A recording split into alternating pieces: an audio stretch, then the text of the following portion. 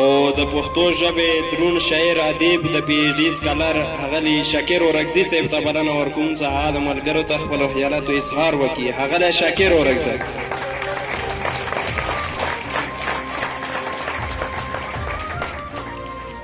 ډېره زیاته مننه.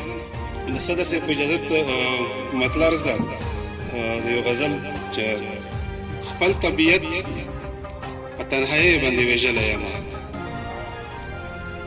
خپل طبیعت په تنهایۍ باندې ویژلی یم، زه یو سړي په بېروخۍ باندې ویژلی یم، خپل طبیعت په تنهایۍ باندې ویژلی یم، زه یو سړي په بېروخۍ باندې ویژلی یم.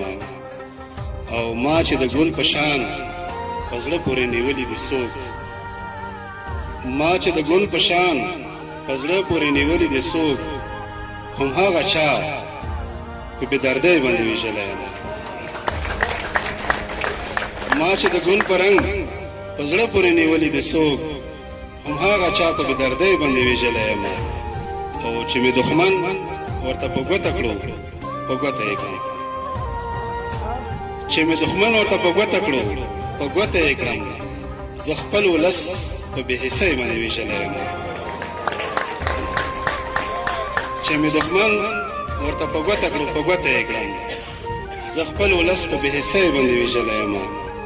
او ګناه مې دا وه چې په صف کې د مظلوم ولاړ وم، ګناه مې دا وه چې په صف کې د مظلوم ولاړ وم، زه یې په تور د غدارۍ باندې ویژلی یم. ګناه مې دا وه مننه جي ګناه مې دا وه چې په صف کې د مظلوم ولاړ وم، زه یې په تور د غدارۍ باندې ویژلی یم. او مقطع ده چې منم چې مرسته د ازغو ورته حاصله نه وه،